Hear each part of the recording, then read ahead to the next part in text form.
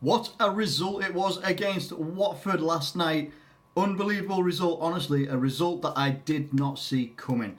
5-0 to Liverpool. And we know that we're capable of beating teams 5-0 or scoring 5 goals against teams. We know we're capable of that. To keep the clean sheet as well, though, unbelievable. It now means that Alisson has more clean sheets than he has conceded goals this season in the Premier League, which is an unbelievable stat. That is just a ridiculous stat. A brilliant stat as well, I must say.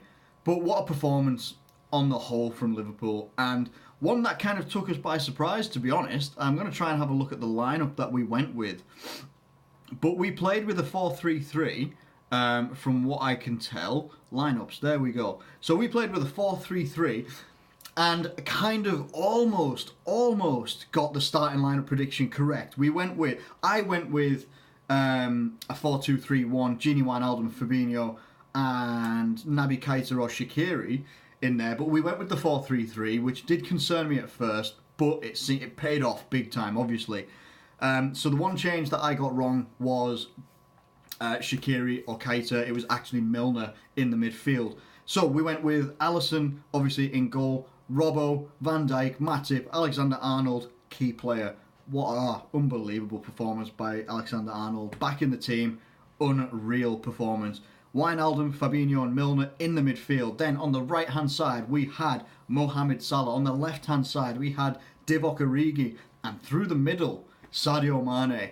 Now, that took me by surprise, and I think it took Watford by surprise as well. It's no fluke that the 2 goals that we scored within the first, however long it was it like 20 odd minutes or something like that? The first goals scored were both by Sadio Mané. One of them was a header assisted by Trent, which is, again, an unbelievable, that is just absolutely magnificent. It was a header from Sadio Mané, and then the second goal by Mané, which could be a contender for goal of the month. A very, very late contender for February goal of the month, and there's been some ridiculous goals throughout the Premier League this month. Backheels it over the goalkeeper. Now, he gets put through, takes a bit of a heavy touch, gathers himself, but doesn't turn or rotate or anything like that to take a shot. No. He just absolutely drives his heel into the floor, into the ball, and he literally gets it over the goalkeeper. Goalkeeper doesn't expect it, and it's 2-0. I flew out of my seat. I couldn't believe it. What a goal that was. Divock Origi then got a very nice goal as well.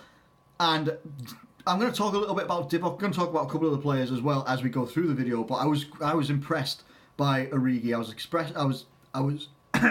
I was very impressed with how selfless he was throughout the game as well. But he scored a brilliant goal, a nice low drive into the near post. Goalkeeper couldn't do anything about it, and it was very good. What else did we have here? So at this point it's 3-0, right? And these next 3 minutes, from the 79th minute to the 82nd minute, Virgil van Dijk scores 2 headers, one from a corner or one from a cross, I think. Or were they both from crosses? I think they might have both been from crosses. Yeah, I think they were. They were both from crosses. And, yeah, just ridiculous. It's just the towering force of Virgil van Dijk, both defensively and offensively in this game. Brilliant. Totally finished the game off, going 4-0 and then going 5-0. Absolutely wonderful performance. And don't get me wrong, there were some hairy moments for us in defence. There were some moments where it looked like we were going to get caught out, but we didn't. They covered for each other very well. Matip covering for Van Dijk, Van Dijk covering for Matip sometimes. But it was key players coming back in at the right time. Having Trent come back in, Trent was just a ridiculous force of awesomeness in this game. He's the youngest player in the Premier League now, in Premier League history, to have a hat-trick of assists in one game. So it really highlights how important he is.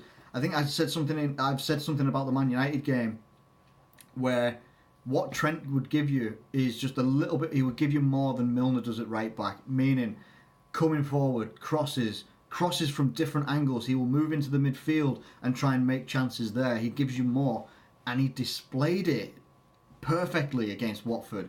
He displayed everything that was good. There were so many man of the match performances in this game. There really were. Van Dijk obviously would have had one. Mané would have been another person. Trent would have been another person as well. I felt Fabinho had a brilliant game. Very, very good at intercepting the ball, getting that possession back. But for me, it would have to go to Trent Alexander-Arnold. It really would be. Trent was just magnificent all game. Such a good attacking threat, but defensively disciplined as well. And that is just unbelievable. I look at this game now and I can't believe that I was not pessimistic, but I'd said that we could end up drawing this game, and we did everything, but we went out there and put on a very, very good dominant display.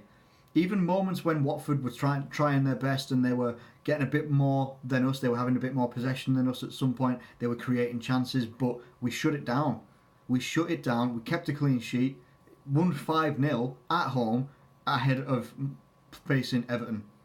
You can't prepare for facing Everton better than beating a team 5-0 and getting confidence in players that maybe do not play a lot, or they might be a bit low on confidence.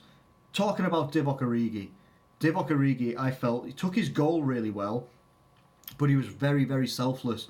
He's out on the left-hand side, which I think until the game actually started, I think we were all expecting that maybe Origi is going to be playing up front. He's going to be the number 9 in this one, replacing Bobby Firmino. But they played him out on the left-hand side and put Mané up front. And playing Origi on the left-hand side, it seemed to work. It seems to work. He's good at running in behind. He's good at holding up the play. He's good at keeping the ball. He's good at shielding away opposition players. He's a big physical guy, but he's also got pace, nimble feet.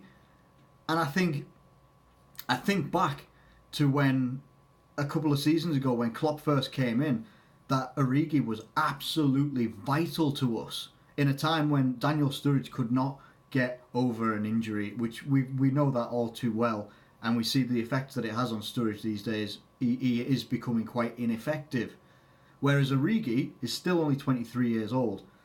And if we can somehow build on this performance and build Origi into the team as a 23-year-old, he's in line with a lot of the guys in terms of age. I think Mané, Salah, 25, 26, they're all around a similar sort of age. Naby Keita, those types of guys. If we can build Origi into this team and make him a bit more of a key component in there, or at least a key squad player, how good is that? A great big physical guy who's got pace, he's got finishing on him. We know he's got finishing on him, and he showed it last night even. He showed it last night against Watford. But he also showed how selfless he was in terms of setting up the play for other players. He was really, really good, I felt. Not a man of the match performance by no stretch of the imagination, but he was very good. And I'm excited to see more of Origi, to be honest with you. If we ever have an injury problem, or if Firmino for some reason if he's not fit for playing against Everton, I'd be much more confident now saying, all right, Origi's fit, we're going to play him up front, we're going to play him instead of Firmino, or we're going to switch things about, we're going to put Origi in there, instead of having to go for Daniel Sturridge, who at the moment just doesn't look like he just looks ineffective in games, as I said before. So I'm really happy with this performance, though. Not a ridiculous performance, but really, really good in terms of not just keeping us top of the table right now. Improves our goal difference tenfold, which God help us if this title race goes down to goal difference, because we're chasing Man in terms of goal difference, we're chasing Man City, and their goal difference is quite a bit better than ours. But in terms of actual points, we're still ahead we're ahead by 1. But I'm not really focused on that right now. I'm focused on the importance of a very good result. And the words of Carragher now are still ringing in my ears from what he'd said after the Man United draw. And he'd said, you have to look at this entire week. Man United, Watford, and then Everton. If Liverpool still end up being top of the league after this week, that's a good week. That is a good week. You can't even argue that it's not a good week. So if we go out there, get a good result against Everton, then it's been a great. To be honest, for me, that's a great week. But what a performance from everybody! Like balls the size of watermelons from every single guy that played tonight, because they were absolutely magnificent. I can't praise any one of them enough. They were absolutely fantastic. So let me know what you think of the game tonight. Last night, I keep saying tonight, I am on a different time zone, I tell you. Let me know what you thought of the game. Who was your key performing player? Mine was Trent Alexander-Arnold, but I do believe he generally got the man of the match as well. Probably my other player would have been Fabinho. I know the attacking players, the guys who scored the goals, always get the plaudits, and that's great, they should. But I'm trying to look at like the players that really helped us to be an attacking threat. And I felt that Fabinho was another key one in that midfield. Helped us win a lot of midfield battles. We dominated that midfield, to be fair. So let me know your thoughts in the comments below. If you enjoyed this video, please do like it. And feel free to subscribe if you would like to get more content like this. I'll be making a preview ahead of the Merseyside derby at the weekend. But for now, I'm out of here. I'm going to go get some food. Going to enjoy some FIFA, hopefully. And I will catch you later.